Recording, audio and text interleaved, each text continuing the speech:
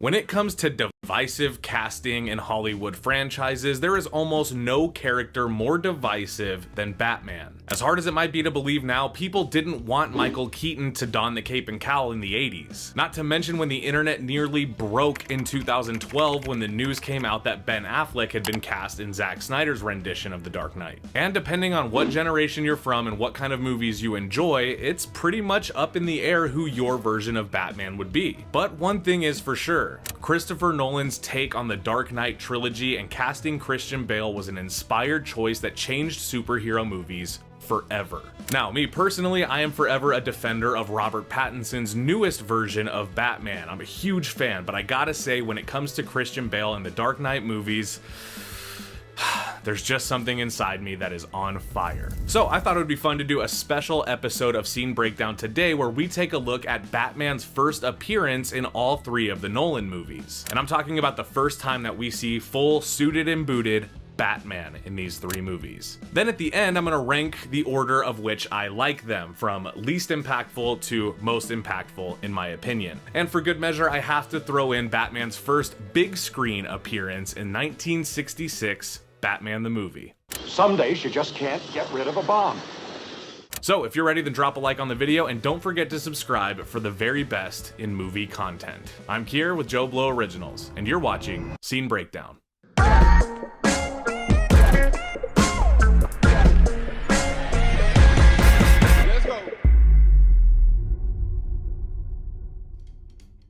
Alright, I am super excited to get into these scenes, so a real quick breakdown of this trilogy. Batman Begins, The Dark Knight, and The Dark Knight Rises are directed by Christopher Nolan and written by him and his brother Jonathan Nolan. Nolan has a way of taking high concepts and crazy ideas and rooting them to the ground in this reality, and it is no different for the Dark Knight trilogy. I think this is definitely the most realistic Batman stuff we've ever gotten. And while I do love when it gets wacky and weird in other universes, for Nolan's trilogy, I happen to love the gritty, kind of dark and realistic tone that he set out to make. Who are you? Someone like you. Someone who'll rattle the cages. Batman Begins is an origin story of Bruce Wayne as Batman. It covers the whole thing. In general, it is a pretty good movie. I love the casting of Liam Neeson as Ra's al Ghul. I think that's genius. And I also love Cillian Murphy as Scarecrow, because who the f*** doesn't? So let's take a look at the scene.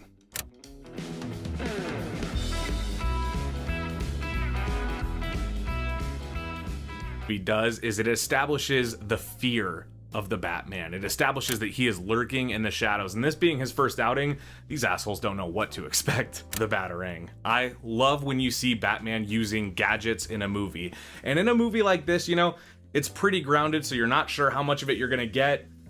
This was nice. This was a good way to introduce the Batman. Here.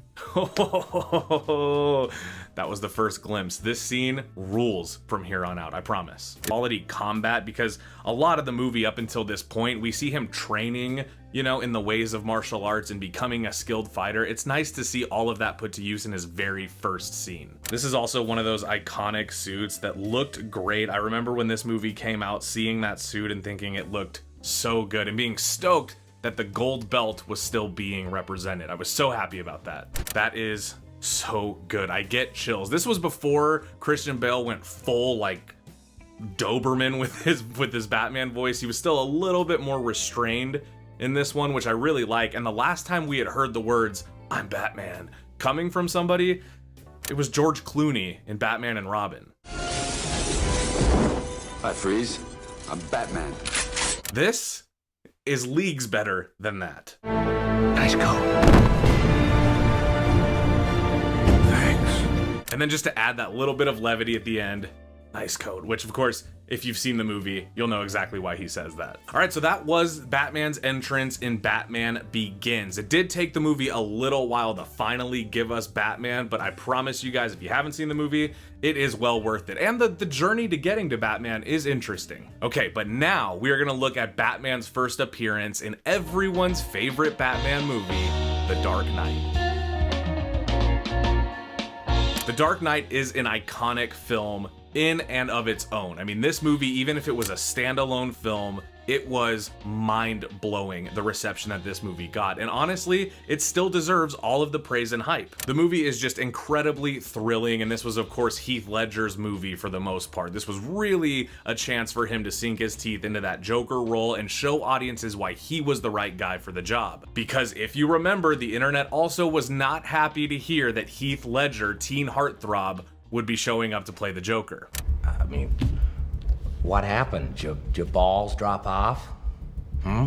But we're here to talk about Batman in this movie, so let's take a look at his entrance. I told you my compound would take you places. I never said there'd be places you wanted to go. I love that Scarecrow was brought back for this scene, and we see him again in Dark Knight Rises. He's in all 3 movies. I love that. It's just a nice through line. And, I mean, Cillian Murphy can't get enough of Cillian Murphy.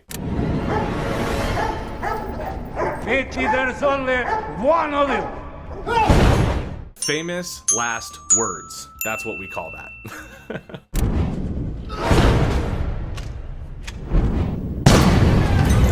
And that there is the moment that you know that that is not Batman. The guy's holding a pump action gun. Now, I actually really like this fake out. Christopher Nolan intentionally wanted us to believe that Batman was there, and then that he has some kind of special power that he can sneak around the entire garage in a split second. And by the time you see the gun, you know we're dealing with Batman imposters, which is a very interesting concept that had not been explored in live action until this point.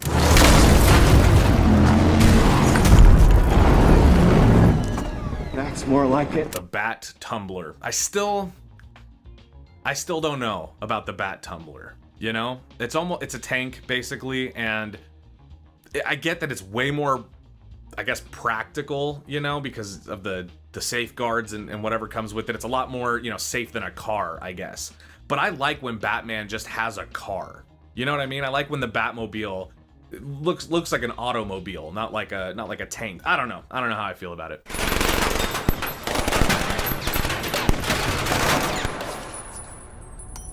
I do love that the car is set to like intimidate, you know, and loiter. I do like that. And there's finally Batman, the real Batman. This is before he gets the official Dark Knight suit upgrade, by the way. So the suit he's wearing in this scene is closer, way more similar to the suit from Batman Begins.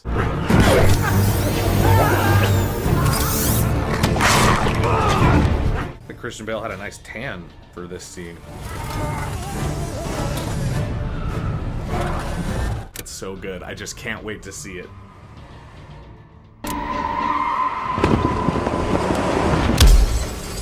Oh, maybe the coolest shot of Batman in the whole trilogy. I don't know. There's a lot of them. What gives you the right? What's the difference between you and me? I'm not wearing hockey pads. I'm not wearing hockey pads.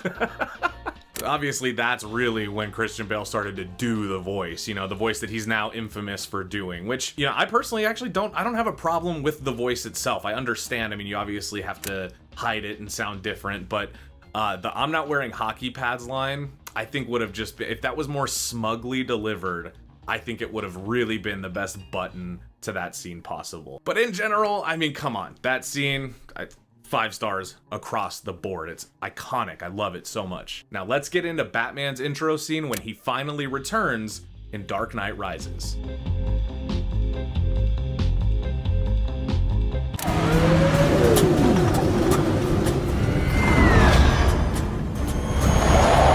Kind of similar to Batman Begins, this is Batman's kind of reintroduction to the world. So again, they're kind of teasing it out. They're showing little glimpses of him, little glimpses of his cape or his motorcycle before we get that full shot. Sorry. I love it. Just the intimidation there, you know? Sorry. It's so good. I love it. I love it so much. Let's go. You, in the car. They spotted the Batman. What do you guys think about John Blake being Robin at the end, kind of Batman's new successor? I don't know how to feel. I really don't. I get why this is how Robin had to be handled if you're gonna do him, I guess, at this time, but I don't know. Especially with rumors now that Dick Grayson is supposed to be in the Batman 2, and we're getting Batman Brave and the Bold with Damian Wayne. A lot of Robin stuff, hopefully, on the horizon. I can kind of overlook this. A lot of chasing. real big chase kind of scene, not a lot of combat. What a cast, you know? Christopher Nolan always gets great actors to be in his movies, I mean, for obvious reasons, but this cast is really loaded. I mean, getting Anne Hathaway to play Catwoman, like, that doesn't seem like something that you could get Anne Hathaway for. What do you know? Oh, here we go. Whoops. Woo. I think also the Dark Knight Rises suit has grown on me quite a bit. You know, I used to just not be a fan of the Nolan suits in general, besides Batman Begins. I actually really liked that one. But then everything after that felt a little bit too tactile, a little bit too, like, you know, military, kind of with all the different, you know, muscle guards and all that stuff. But I still have the ones that I prefer, but this one, it is iconic. It's kind of hard to look at it now and not see Batman.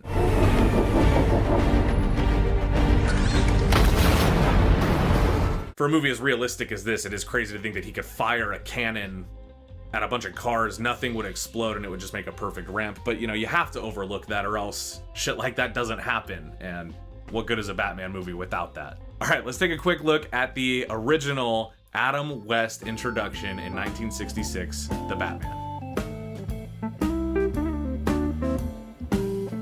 With characteristic speed and resolve, descend promptly to the Batcave. See, this was back when nobody had a problem with doing Robin in live action. They didn't care about how problematic it might look or seem, and personally, I miss that. I kind of just miss the whimsy of it all. As they have done many times before, as Batman and Robin.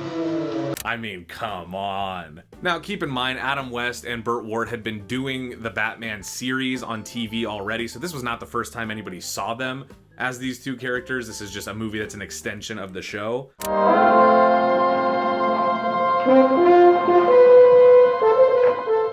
And also, who doesn't love the Batcopter? And I love that it's not at Wayne Manor, it's like at the airport. He has to go to it.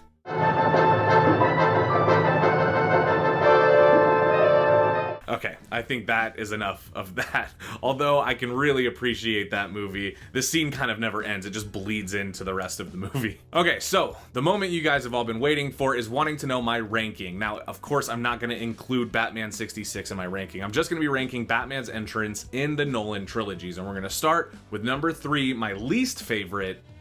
And that one, unfortunately, has to go to The Dark Knight Rises. I have my own things to say about the movie as a whole, but just judging that scene on its own merits, it is very drawn out, it does take a while to get to it, and there's not a lot of combat. There is action, of course, it's a chase scene, which is very fun, but at a certain point, when you're comparing it to the other two, there's just less Batman to kind of sink your teeth into for that one. Coming in at number 2, right in the middle, is gonna be Batman Begins. You probably could have guessed that, but I love the scene. I love the Batman suit. It's my favorite suit in the whole Nolan trilogy, and I love the dialogue. I just love the way the whole thing plays out. It's very scary, it's thrilling. I'm kind of talking myself into making it my number 1. No, I gotta stay on it. I gotta stay with number 2. Number 1, obviously by process of elimination, is The Dark Knight. And man, what an introduction to Batman. You get it all. You get returning characters like Scarecrow coming back. You get Batman imposters. Batman fights thugs. He fights dogs.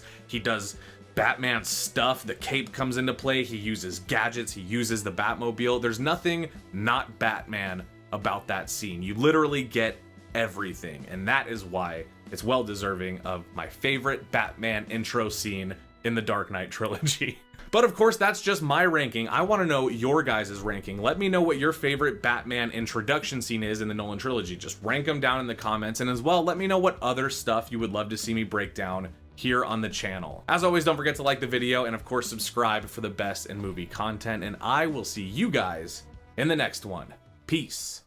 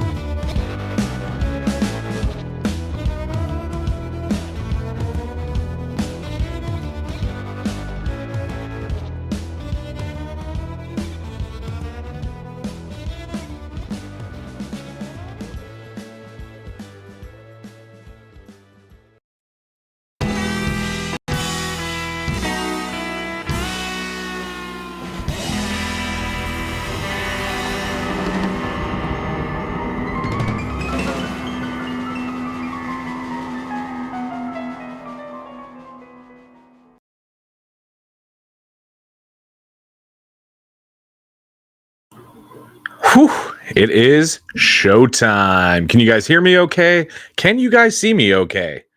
I hope so. Welcome back to Friday Night Flicks, everybody. My name is Kier Gomes, and as usual, I'm going to be your host this evening. And guys, we got a hell of a show lined up for you tonight. I cannot wait. But first, as always, good evening. Let me know if you can hear me and see me okay in the comments. Give me a little bit of a confirmation. If you can. Hello, everybody. Oh, I'm also, you know what? I'm also going to put on a little bit of music. Maybe some down-tempo music. Yeah, all right. Welcome, everybody. Welcome. How's everybody's weekend going? This is the first weekend of the new year. Is that correct? No, we had one last weekend. Never mind. Happy 2025 to you all. I saw you guys on the 3rd. Never mind that. Okay, I've got some confirmation. Murphy Law says I'm good, and Jesse B also says I'm good. By the way, welcome, Jesse B. Looks like you didn't know that I work here, but you know me, which almost never happens. So I'm happy to have you here, man. Thanks for being here. All right, Hus D21 says I'm coming in loud and clear. Hopefully not too loud. Hopefully not too clear. Okay. Just kidding. I don't know what that means. So guys, tonight's show is going to be a lot of fun. I'm excited.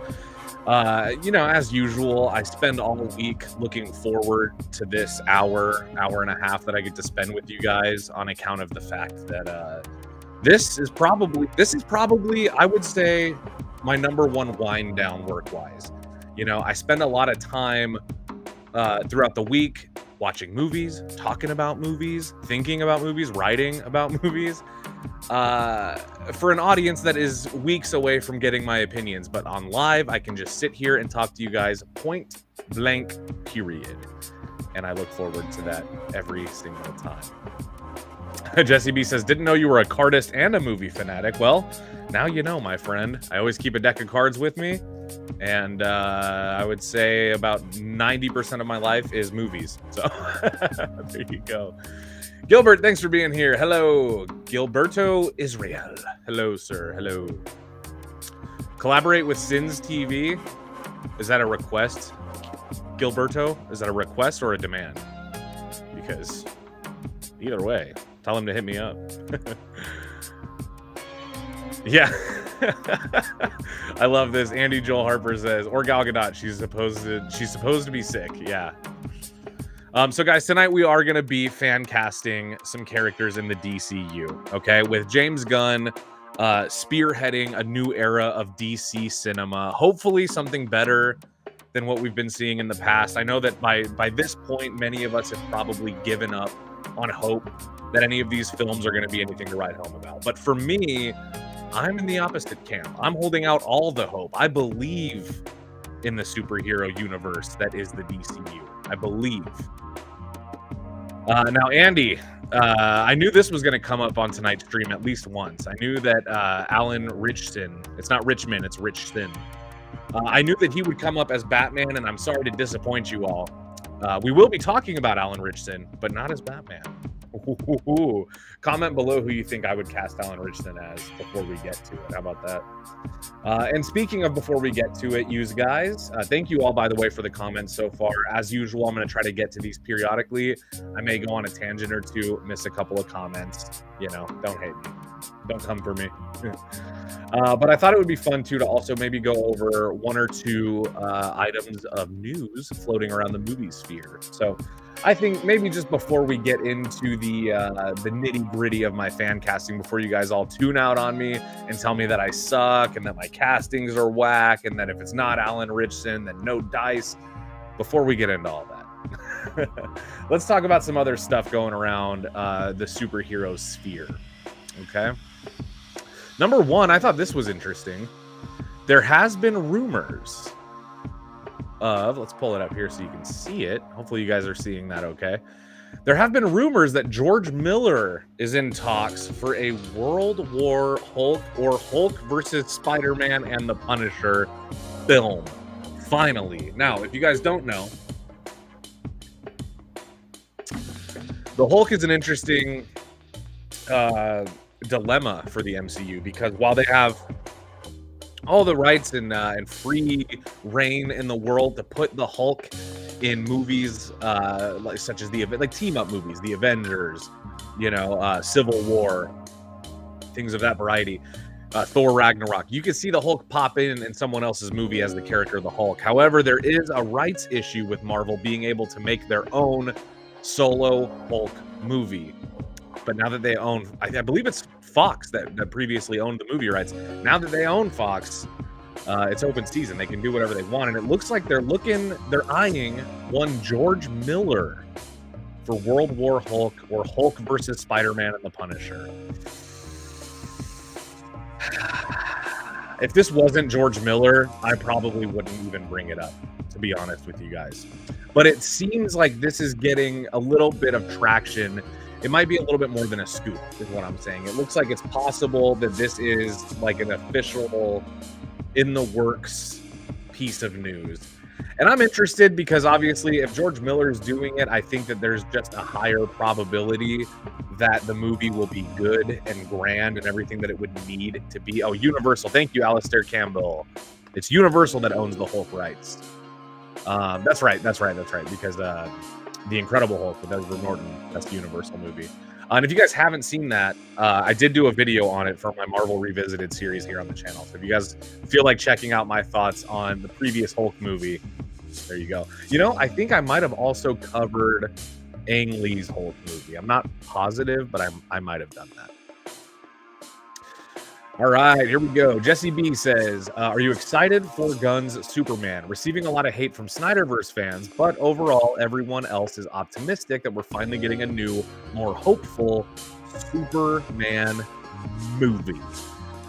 Yeah, well, first of all, Jesse, yes, I am very excited for the movie. The trailer, I talked about this on a previous live stream, so some of the regulars have already heard me kind of go down this, but I believe that the movie will be good, but the teaser trailer left a little bit to be desired for me. I like the crypto stuff. I like that the dog was part of the trailer because it tells me that there's probably a good role for crypto in the movie. And I, for one, I know that this is a hot take. I like that. I think Superman should not be taken so fucking seriously all the time. Otherwise, you lose all the fun and you end up with you just end up with Homelander if you take the fun out of Superman, right?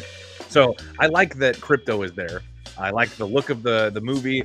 I just think I need to see a little more of what the hell's going on in the movie before I can say whether or not it's everything I want from a Superman film. Because I don't know. I think Superman 1978, we talked about this last week. I think that's still the Superman movie for me, the definitive one. But I also believe that there's more Superman out there for other audiences, and I just want some of it. I want the Superman that is more hopeful, that is more light, that has a fucking super dog. That's what I want personally. I think we got some good shit from the Snyderverse, but that's over now, and we need something new. Andy Joel Harper says, no hate, but I didn't think the Snyderverse was as bad as everyone thinks. I just didn't. It just wasn't for me. That's the thing. Keep in mind, growing up reading these comic books, I think we all kind of had an image in our heads of what the DC world would look like in live action. And for me, it wasn't the Snyderverse. I pictured the DC world looking a little different, being a little different. I pictured the characters being less jaded and a little more goofy, because let's be honest, it's a little difficult to pass all of this stuff off as straight, as serious as it gets. At the end of the day, they are wearing red underoos, as said here by Andy Joel Harper. And yes, I do like the red trunks. I do. I think Superman with the red trunks is a cool move. It's ballsy. I think that there's people that will make fun of it, but I think if you're making fun of it, then you don't like Superman. Period. That's what I think. I think if you mock the red trunks, you don't like Superman as it is. So what do you care? Who cares then? So yeah, I'm excited. Yeah, I agree. Superman was never supposed to be dark and brooding. Yeah. Yeah. Alistair Campbell says, maybe too many heroes and villains in the new Superman movie. I think it's just going to depend on what they do. I think it really is going to come down to, because it looks stuffed, right? Because they have this kind of authority, right? Or they have Guy Gardner's in there. I think Hawk Girl's in there. there's potentially an Ultraman in there, so it is stuffed for sure. But I wonder.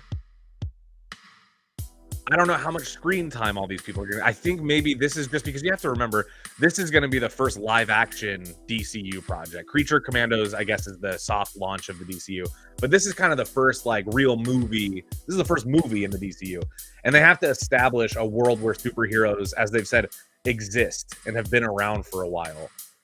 And I think in order to do that, you got to have more than just Superman in the movie. And this ain't supposed to be an origin story. Metropolis knows, Superman already. They're aware of him. So I think it's okay that there's other characters because there would be other characters.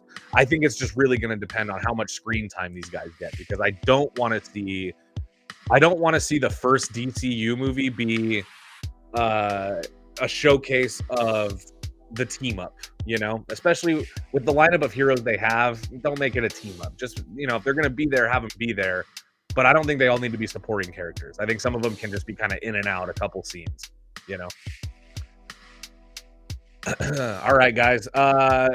What time is it? We got a little bit of time. Now, here's what I did with the fan cast, and we'll go over some more movie news if we have time at the end of the stream. But as far as the fan casting goes, the way that I wanted to do it was, obviously we already have a Superman, we've already got a Supergirl, we've already got, some of these characters, we've already got Guy Gardner's Green Lantern, and we have Hal Jordan and Jon Stewart cast already. So there are some characters that I couldn't touch because they've already been casted, which is why I should have done this last year, but I didn't, okay? So, I did pick a few characters that, for me, I think are just important to see in the DCU, but I can already tell some of you are going to have differing opinions on this stuff. Some of you are going to think that my choices are terrible. Well, the good news for you is that I'm not the casting director for any of these movies. I'm not a casting director for any movie. So at the end of the day, my opinion means nothing to any of you guys. So don't worry and don't let it upset you. If you don't like the casting, it's fine. We can still be friends. It's okay. I don't take this stuff that seriously. I don't think anybody should take this stuff that seriously. Unless you're working on the movie, then you should take it seriously.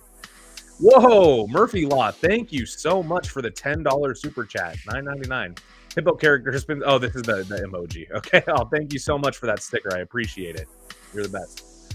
All right, guys. Without any further ado, let's get into it. And I know what you guys want to start with. You guys want to start with Batman. Now, keep in mind, we already have David Cornsweet as Superman.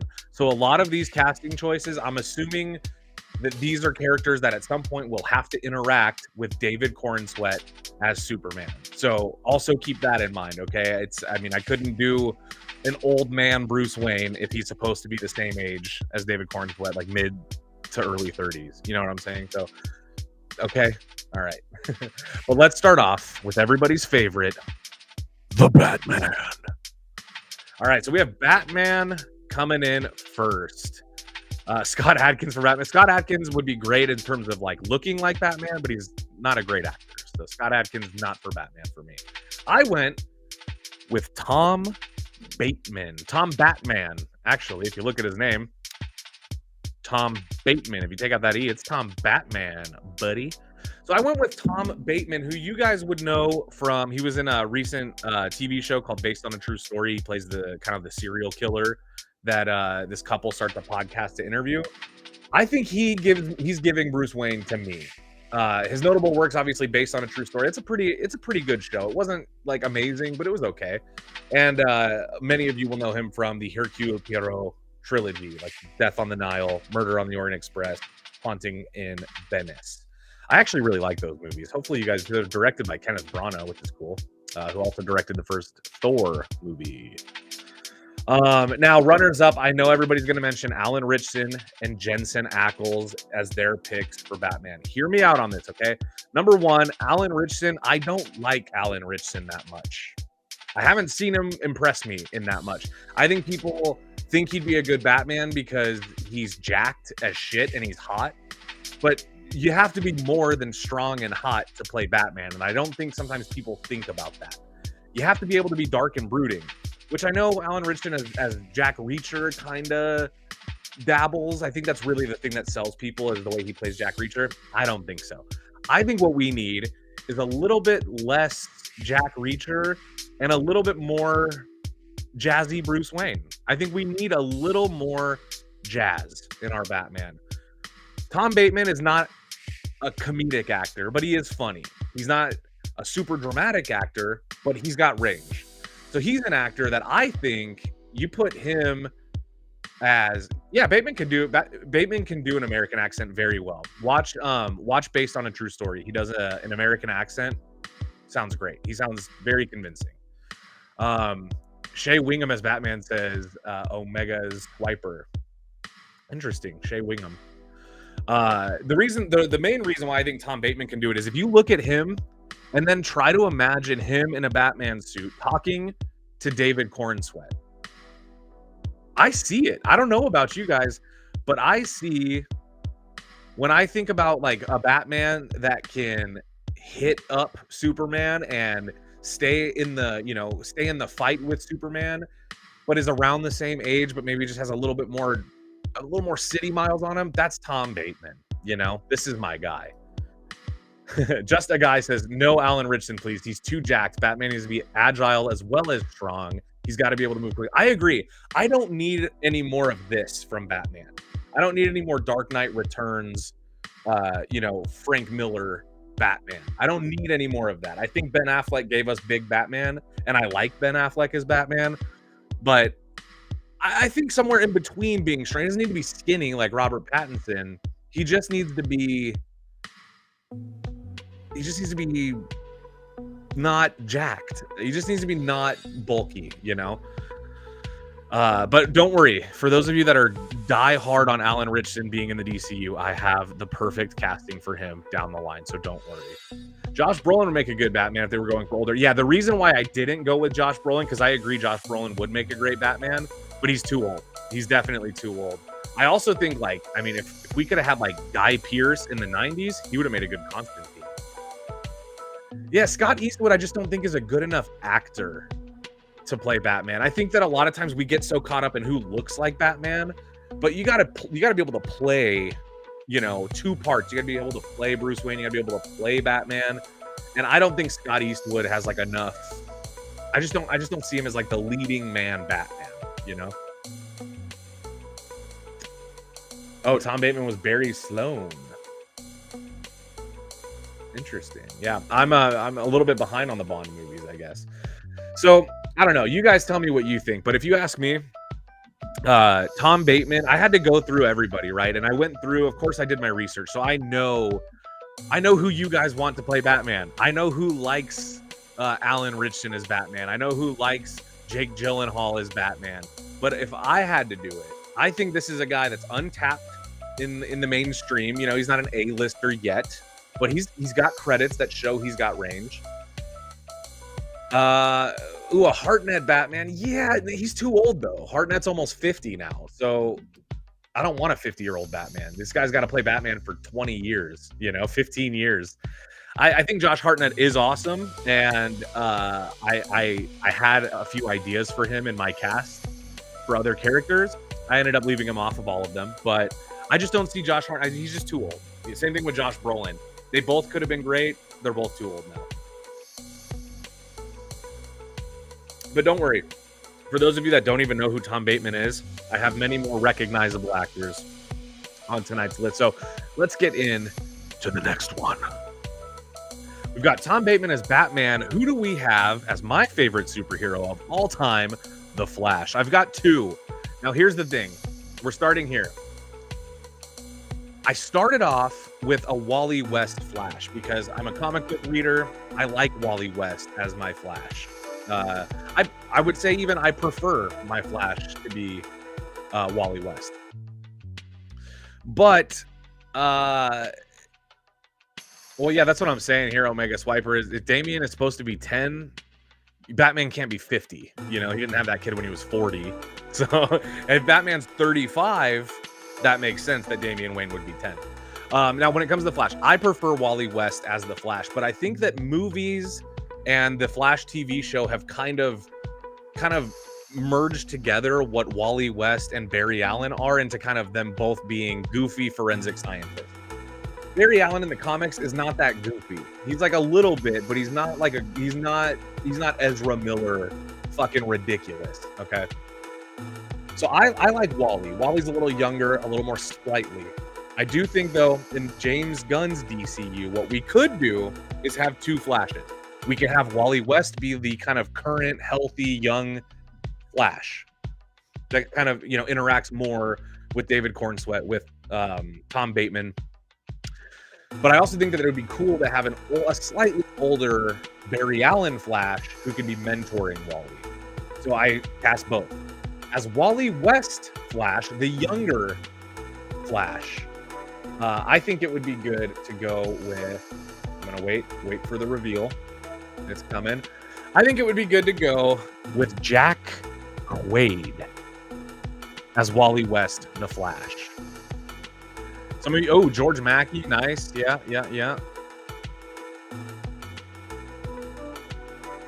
Yeah, this is a problem I had too, Alistair Campbell. I had a problem with this too, where every actor I thought of is like 50 now, because of the people I grew up with. So I did have to make a few adjustments. But Jack Quaid, I think, would make an excellent Barry Allen. Dylan O'Brien would be good too. Here's what I think, okay? I think that Jack Quaid is kind of good at playing a nice person, but a nice person that you're not sure if you can fully trust. Yeah, just the guy, I have him as Wally. Yeah, not Barry, I have him as Wally. He's somebody that, like, he's kind of nice, he's kind of dopey, he's a little bit like awkward, and I think that works well. But also, like, if you've seen him in Scream, spoiler alert, he's the killer in that movie, and he's believable as a menacing kind of incel douchebag. So I think Jack Quaid as Wally West is kind of perfect as an adolescent, still needs, has a lot to learn, a long way to go, Wally West. I think that this is good. Now, my runner-up for this, I think Regé-Jean Page also would have made a great Wally West, but I think he's also maybe a little too serious sometimes. So, Jack Quaid for Wally West. But if he's Wally, we need to have a Barry Allen. And I think in James Gunn's DCU, it should be that Wally is the main Flash, and then there's a Barry Allen Flash that is a bit older and maybe now retired or almost retired, that kind of teaches Wally, shows him the ropes. And my pick for Barry Allen Flash, an older version of the Flash, is somebody that I actually have been trying to imagine in many DC roles for many years, and that is Michael C. Hall. Now, I think Jack Quaid as Wally West, I just think put him in a suit and you're already there. I think it would be fun to see Michael C. Hall play an older, retired Flash that has maybe hung up the golden boots, maybe like an Injustice style Flash, where he's been out of the game for a long time. He almost resents being a hero in a way. Now, if you've seen, obviously, Dexter, 6 Feet Under, those are great ways to see if Michael C. Hall is up to the task. But also Date Night, which is an interesting kind of credit for me to reference. But the reason I say that is because he played the villain in John Francis Daly's Date Night. And while it's a funny movie and he was kind of like a funny villain, he was menacing. And so I kept going back and forth between, should Michael C. Hall play Barry Allen or Eobard Thawne, the Reverse Flash? But you guys will like who I have for the Reverse Flash. Trust me. Ooh, this is good. Omega Swiper, this is interesting. I remember wanting Ant-Man to be Michael C. Hall. Yeah, see, I think he would be good as Reverse Flash too, but again, he's a little too old. So you're going to like, don't worry, Omega Swiper, you're going to like who I have for Reverse Flash. Trust me. So I think Jack Quaid, Wally West, Michael C. Hall, Barry Allen. We will get to the Reverse Flash, but not yet. Don't worry, we will get there. All right, so we've got Tom Bateman as Batman. We've got Jack Quaid as the Flash. We've got Michael C. Hall as Barry Allen Flash. To complete another one from the big list, Wonder Woman. Now, this is going to be controversial no matter what. This is going to be controversial no matter what. Because why? I don't know. Probably because Wonder Woman's a woman, and if you're a comic book fan and a woman, you just hate everything. So this is what I think. I'm sorry, if you're a comic book fan and not a woman fan, you hate everything. I think Naomi Scott. I want you guys to hear me out before I lose you all, okay? Because I'm not trying to piss anybody off, but people get very spicy about Wonder Woman fan casting because some people think that Wonder Woman should be played by like a blonde white woman. Some people think she shouldn't. Some people think she should be played by just a hot Hollywood A-lister. Some people think that she should be played by somebody who's unknown. This for some reason, it's so funny, Alistair. I had Margaret Qualley on my list. I had her on my list. She's also on this list. Don't worry, Alistair. Margaret Qualley will be back. I had her as my Wonder Woman, but I switched it to Naomi Scott. The reason I did that, if you look at her performance in Smile 2, which maybe that movie's not for everybody, I really enjoyed it. Her performance in that movie was layered and a lot more robust, had a lot more depth than you would expect from a horror movie final girl, or I guess you can't call her that, but she's great. She's a great actor. She also, of course, Charlie's Angels and Power Rangers. She was the Pink Ranger in Power Rangers. She's got the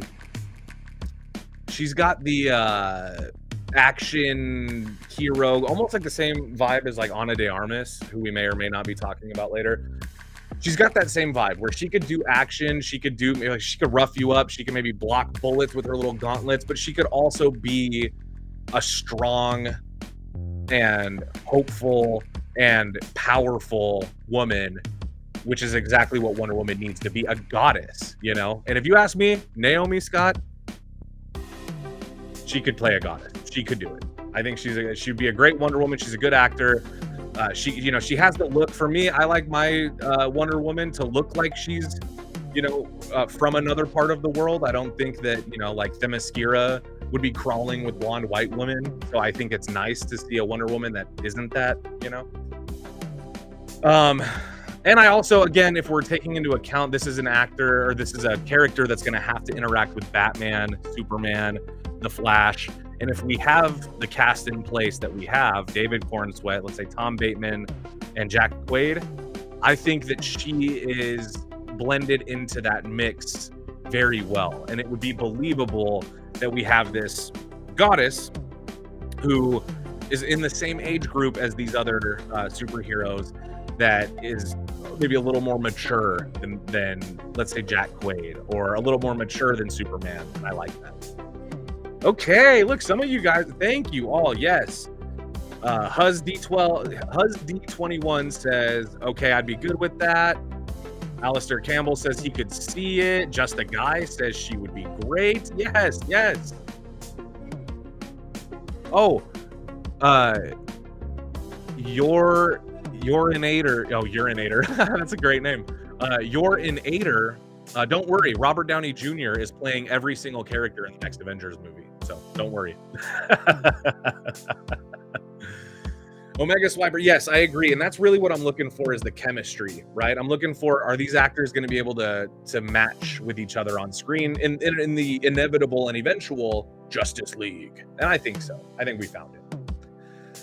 All right, so we've got Bateman, we've got Quaid and Michael C. Hall, we've got Naomi Scott as Wonder Woman. Oh, I hope so. 3D head creeps. I hope Gunn has Wonder Woman as like a war hero of World War II, or even a silent hero of World War II would be nice. I hope so, because that's the thing with the DC, we need that history. We're building out a brand new world. We need, in order to know how long Wonder Woman's been around, we need her to have been in World War II. I would love that. I would fucking love a little flashback to that. Come on. A la in X-Men Origins Wolverine, when they had Wolverine and Sabretooth fighting in all those wars. Movie sucked, but that was a cool flashback, I think. All right. Now listen. Bring it in, guys. I know that so many of you were disappointed by me not casting everyone's favorite Thad Castle, Alan Ritchson, as Batman. But I'm here to tell you, I'm here to make it up to you guys, because I think that Alan Ritchson would be perfect for the blonde Bruce Wayne. I'm talking about Green Arrow. I think this is perfect casting. Hear me out, and I'm going to make a case for it. Now, everybody likes Alan Ritchson as Bruce Wayne, baby, as Batman. I don't like him as Batman. He's too jacked. He's too blonde. He's too pretty. I don't know. There's just something going on here, and I don't like him as Batman, but I do love him as Oliver Queen, the Green Arrow, and I'm going to tell you guys why. If you read the comic books anyway, and I'm not saying that you have to do everything that's in the comics has to be what's on film. I don't care about that as much as some people do. I think it's cool to be original and change things up. But I do think that a good element of Green Arrow from the comic books is that he kind of is the more loud and out Bruce Wayne. He's basically a rich dude who's got expensive tech that he uses to fight crime and protect his city, which in his case is Star City, not Gotham. But he's basically blonde Batman. He's Batman with blonde hair. So, if you ask me, Alan Ritchson fits that bill to a T. He could be, it's like, look, it's like you're getting everything you want because he's playing a similar character to Batman, only it's a character he's better suited for. So you'll get a better performance out of him. You'll get more, more juice out of it. And also, for the love of God, James Gunn, can we get a Green Arrow movie? Please. Hawkeye got a TV show, and I don't like Hawkeye. He's the less cool bow and arrow guy. I like Green Arrow, and if DC isn't going to give me a Green Arrow movie, but Marvel will give me a Hawkeye TV show, shame. Alistair says that, I don't know, Alistair. I don't know if he would be a good Bane. Bane needs to be Mexican, I think, right? Isn't Bane Mexican? Yeah, I think so. Or at least let's not be so boring and make Bane just a really strong guy. Let's do like what we did in that shitty Joel Schumacher one with George Clooney, where Bane is a skinny guy and then he hits the juice and then he's Alan Ritchson, So if we're gonna have Alan Ritchson as Bane, let's have him just muscles out with a mask and doesn't talk, and then we'll have a skinny guy play him. Yeah, I also think this is the thing with Alan Ritchson. Part of the guy's allure is that he's so damn attractive, right? And at least, I mean, I think he's a good-looking guy, obviously, but I would say like most of his internet buzz is because he's hot.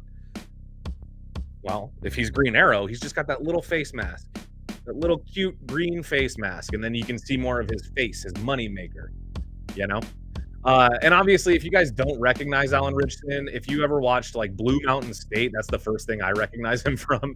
But he's also in the Ministry of Ungentlemanly Warfare. He was in Titans. He played Hawk from the Hawk and Dove duo.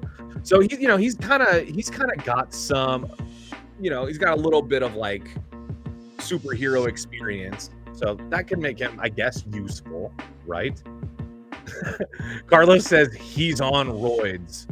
Well, I don't know if you're talking about Alan Ritchson or you're talking about me. Okay, maybe I should play Batman. Yeah, I don't know. He is jacked as shit, though. And to me, why would anybody want to look like that? Don't you want to have a life and a donut? I'm kidding. Don't let me talk shit on people for being healthy. But if he is taking steroids, you gotta get off those things, man. Not good for you. Yeah, Schumacher's. I actually do think, as much as I don't like the Joel Schumacher Batman and Robin movie, I do think that is the most fun I've ever had with Bane in live action, for sure. Oh yeah, Captain. He'd be good as Captain Atom, but he needs to be like not a hot dude when he's a scientist. That's the problem with all these secret identities, is that like it's always like some dorky loser dude who sucks before he puts on the suit, and then he puts on the suit and then he's hot.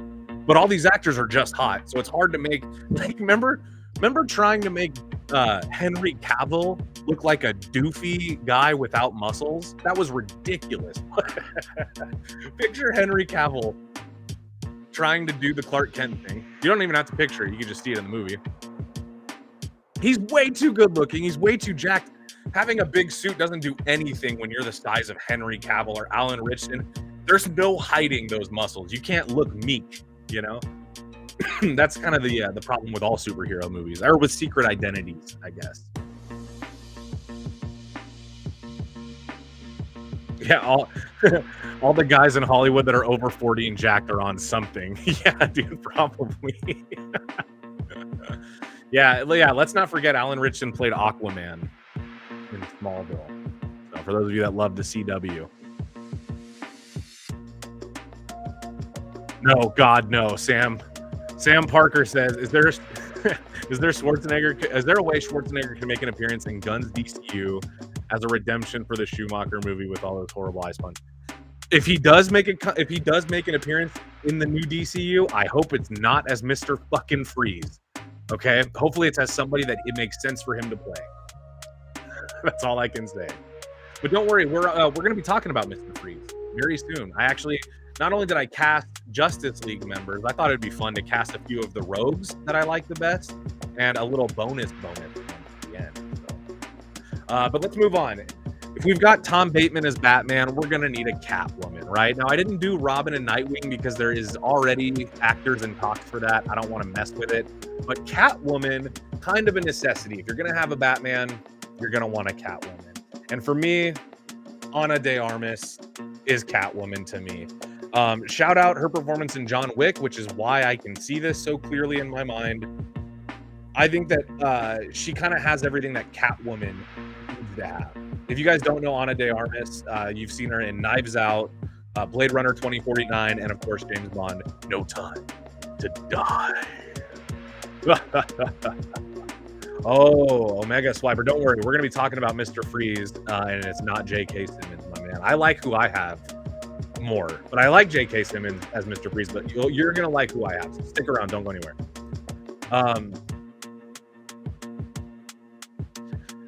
Omega says Ana de Armas is sultry, so fine. I don't know what the word sultry means, so I'm not going to agree with you.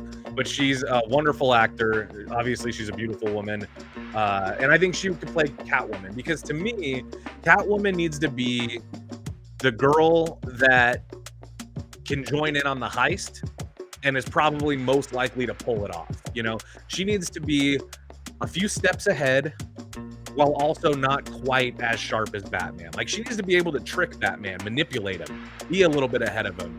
Not be better, just maybe a little, she needs to be kind of distracting to Batman. And I think Ana de Armas, with Tom Bateman as Batman specifically, I think that is a dynamic that would really work, because you would have this confident, kind of sexy Catwoman, and then you would have this kind of charming wild boy Bruce Wayne that turns into the stoic Batman. It just, to me, it seems like those are two characters played by actors that, like, whose paths would actually cross, and good chemistry. Oh, thank you. Yes, thank you. Good casting, says Hus D21. Thank you, Alistair, for having no issue with it. Yeah, listen, Catwoman, for some people, it's not a big deal because she just needs to be like in a, she's going to have a suit on and goggles and you're not really going to see who she is anyway. She just kind of needs to be like, sexy is kind of the thing for Catwoman. And so I guess in that regard, that's what most people see. Because I think, guys, you gotta sometimes you gotta look beyond the looks.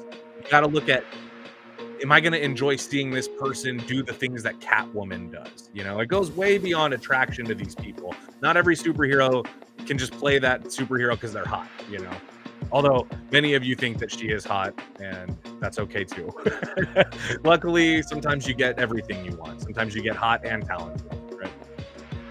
All right, moving on from Catwoman, I think no Justice League is complete without Martian Manhunter. And some beef I had with Zack Snyder was he really held back on the Martian Manhunter stuff.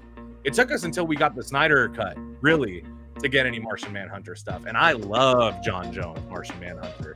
And for me, Coleman Domingo is perfect. He's perfect. And let me tell you guys why.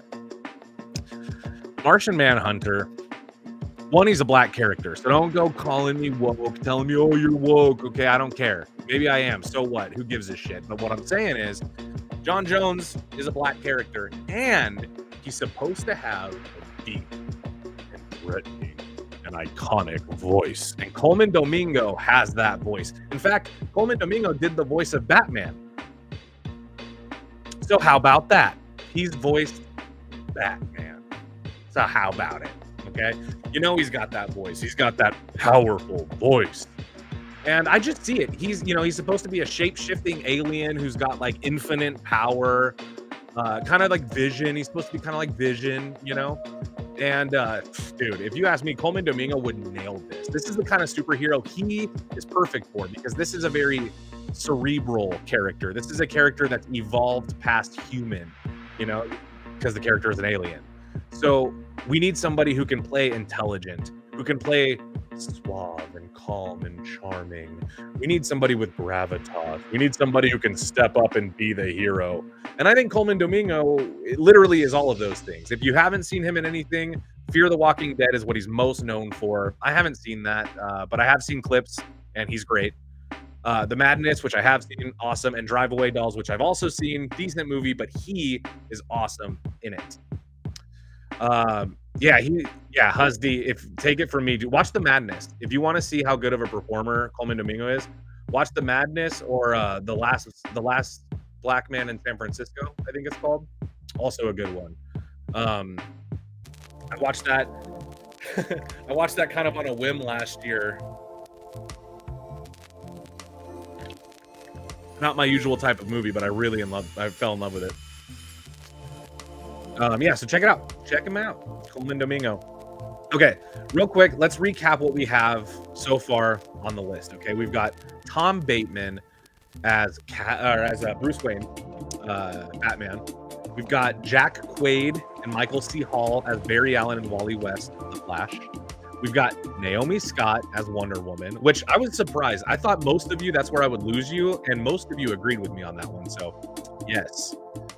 Mr. Bucketman says Schwarzenegger as Commissioner Gordon and Stallone as Alfred. Yo, Bruce. Yo, Bruce. Yo, Bruce. And then Commissioner Gordon. Batman, it's bad. Mr. Freeze. Oh, Candyman, that was not Coleman Domingo. Just the guy. That was I can't pronounce his name. But that was not Coleman Domingo. So we got Naomi Scott as Wonder Woman. We have Alan Ritchson as the Green Arrow. Okay. We have Martian Manhunter, played by Coleman Domingo, and Ana de Armas as Catwoman. What about Cyborg? Now, Cyborg, this is a tough one, because some of you will see Cyborg and think of the Teen Titans. Some of you will see him and think of the Justice League. I just see him as a character that could be in either one. And for me, Winston Duke is perfect for Cyborg. I want my Cyborg to be a little older. I don't want him to be young. I don't want him to be in college. I think maybe the Victor Stone, character, we'll just age him up a little bit, and maybe he's already an adult. Oh, that's right, just a guy. Yes. Actually, I don't know if that's. Did he? I don't know. Yeah, well, listen, Omega Swiper, you got to let go of the Snyder Cut, my friend. It's over. Ray Fisher is not Cyborg anymore. He could have been great. He was in the Snyder Cut. It's over now. Unfortunately. I'm not saying I don't like Ray Fisher, but I'm saying Winston Duke from Black Panther, from Us, this guy could play Cyborg. Because also, he's got the... Could you imagine Winston Duke going, booyah? Yeah, you can. You can. If you look at his performance in Us, the Jordan Peele film, there's a little bit of Cyborg in there. He's a little more of a pussy in that movie, so he's not all the way Cyborg. But if you were to compare, or like if you were to combine his character in Black Panther and his character in Us, booyah, you got Cyborg. So if you ask me, this is probably one of the easiest casts I had. Like making this list was tricky. Mickey Rourke as Cyborg? What the hell? No. No. But if you ask me, this was one of the easy ones. Like I struggled casting my Batman. I struggled casting the Flash. I didn't struggle at all with Cyborg. I knew right away. I was like, oh, Winston Duke, he's got it. He's got it. To respond to Ethan Ailman, hello, thank you for being here, Ethan. Batman is the most important casting, and we have already covered it. So if you want to see that, I'll spoil it for you. I cast Tom Bateman as Batman. Tom Batman. You know? All right. So we've got, Winston Duke as Cyborg. It's just obvious to me. I just think that that's like, you know, like, honestly, it's easy casting. It's easy casting. He's so perfect for that. It's not just a looks thing. If you watch Us, I keep wanting to say no. If you watch Us, he's got that charm, that cyborg kind of immaturity that is good. He was great. There's this part in Us. This is going to be kind of a deep cut reference, but if you've seen Us, there's this part in Us where when the doppelgangers first show up at the door, he goes outside, Winston Duke, trying to be intimidating, and you can hear there's this part where you can hear his voice. You can hear he's so scared trying to sound tough. It's so good. He's trying to sound tough, and he goes, "If you're standing outside, you should know the police are already." And then he goes, "Oh no way!" And he says it really deep, but you can hear it's coming from a place of fear and not toughness. And to me, like, it's just, gosh, man, it's a hell of a performance. Super underrated. Bateman is Bateman. Bale, and without the E is Batman. Okay, well, that was a tongue twister from Omega Swiper. Bateman is Bateman Bale, and without the E is Batman.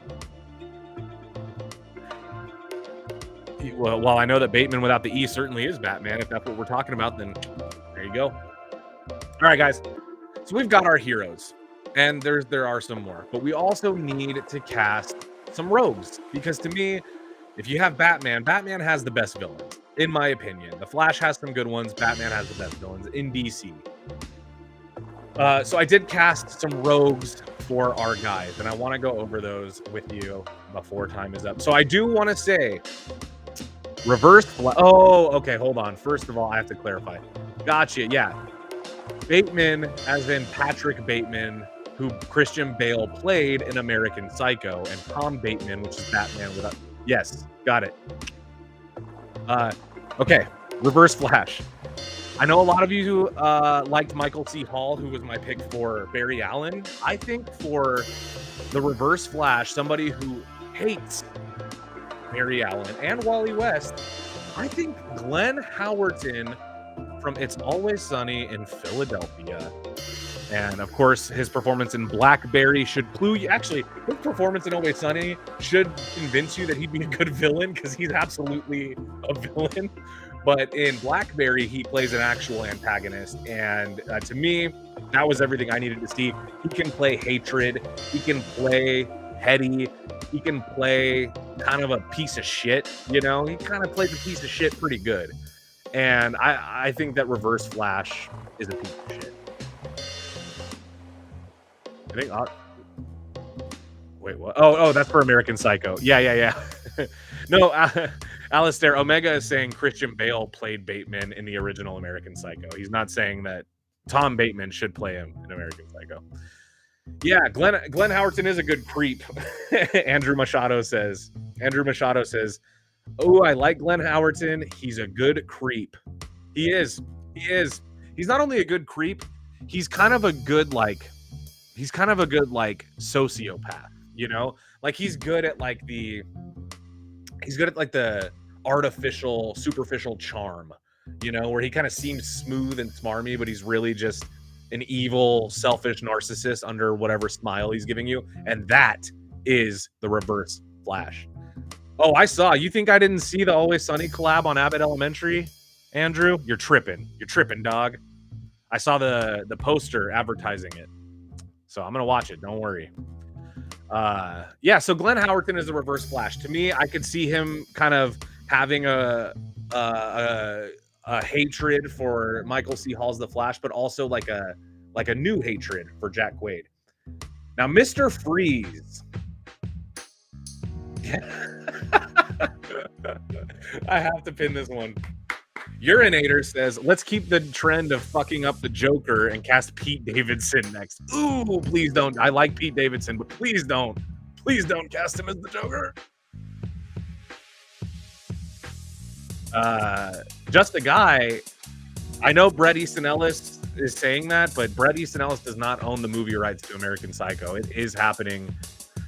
Luca Guadagnino is making it, and Austin Butler's in it. So it unfortunately, you know, I mean, maybe not. I like Luca Guadagnino, and he's perfect for American Psycho. So maybe it'll be good. It is happening, though. It is happening. All right. Now, for me, Mr. Freeze, Giancarlo Esposito, who, of course, we all know from Breaking Bad, but he was also in, he played the devil in Monkey Bone, which is a really funny movie that he's in. The Boys, Maxine. This guy's everywhere. He's been everywhere, especially lately. And I think this is something I think the internet has talked about this. When I was doing my research, I think I saw him come up at least a couple times. It was either him or Bryan Cranston. But I think that if we're talking Breaking Bad actors that could play Mr. Freeze, before Bryan Cranston, I would love to see Giancarlo Esposito play Victor Freeze. Because, look, I grew up in the 90s. I'm just going to get this out of the way. The Mr. Freeze that I fuck with the most is Mr. Freeze, like Heart of Ice, Batman the Animated Series. I'm just going to get that out there so that way we all understand my vision when I say I need a hopeless romantic who would kill and do anything, even the worst things, for his wife.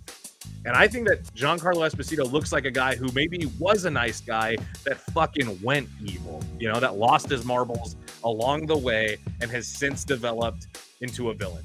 That is exactly what I'm getting from Giancarlo Esposito as Mr. Freeze. And that's what I want. So, bam, there you go. I'm actually really stoked on that one. That was another one, maybe a little easy, you know, a little low-hanging fruit because it's so, like, on the nose, but it's just perfect for me. I got something different, though, for Poison Ivy.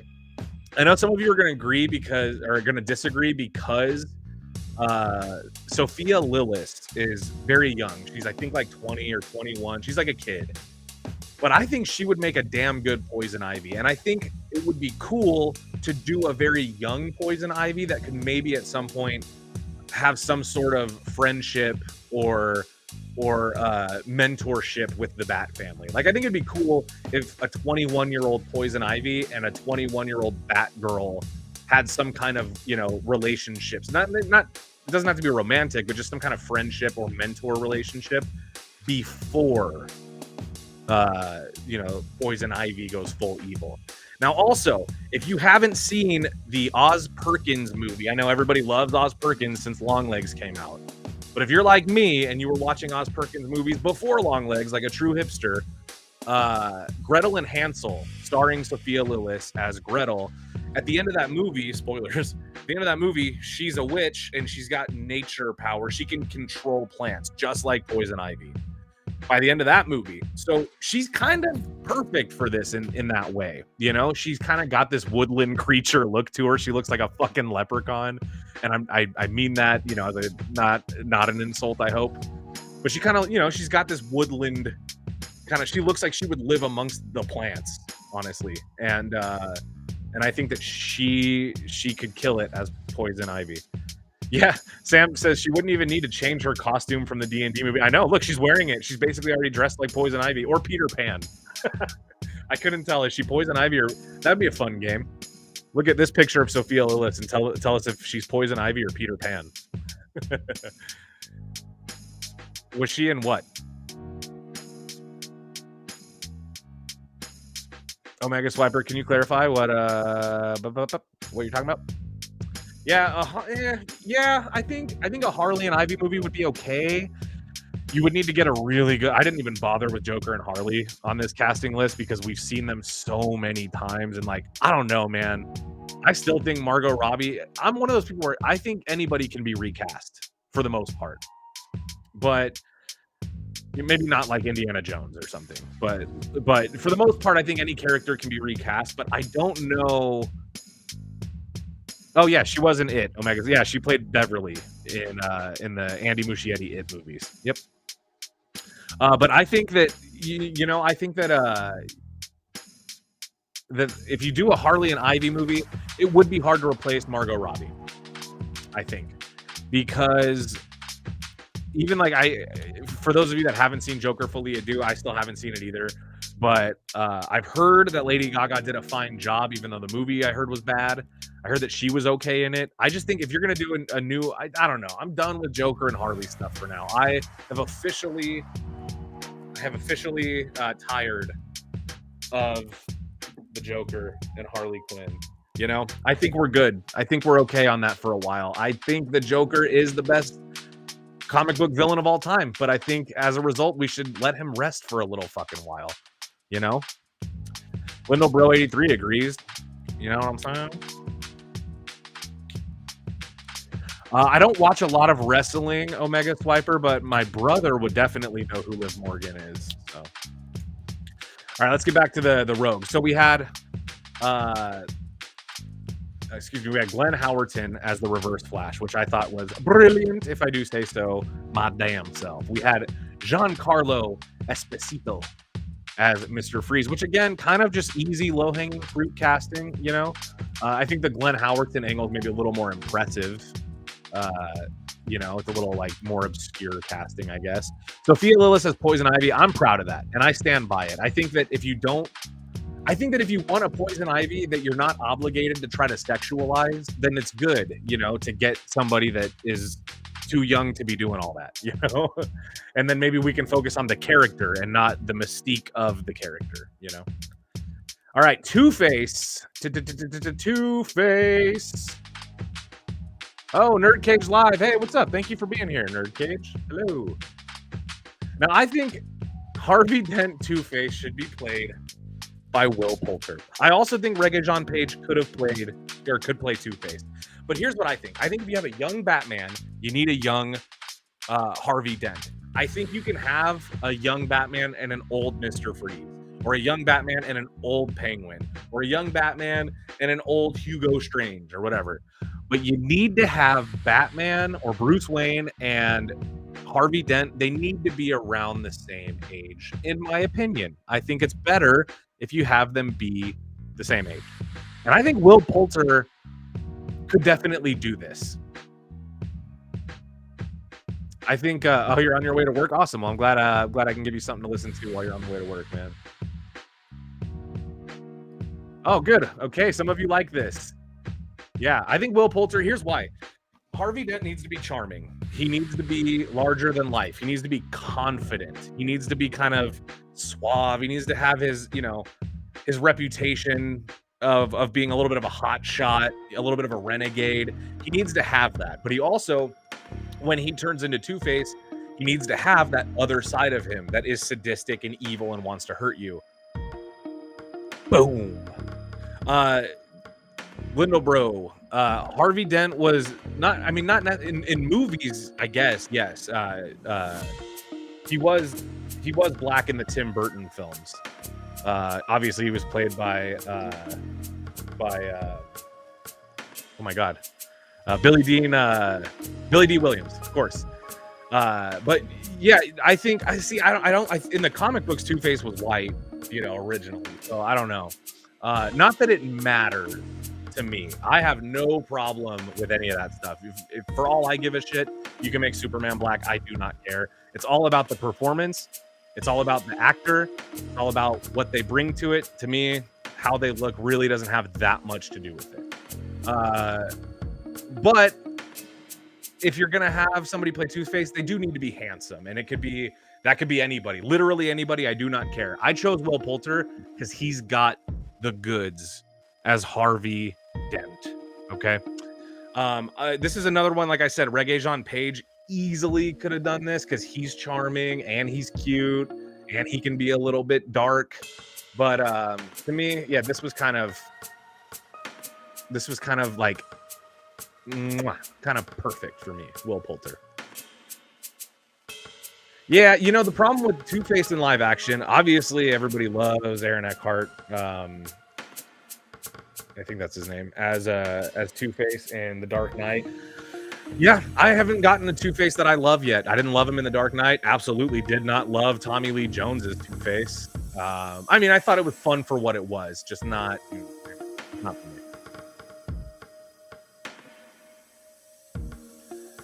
I think either way, the other half of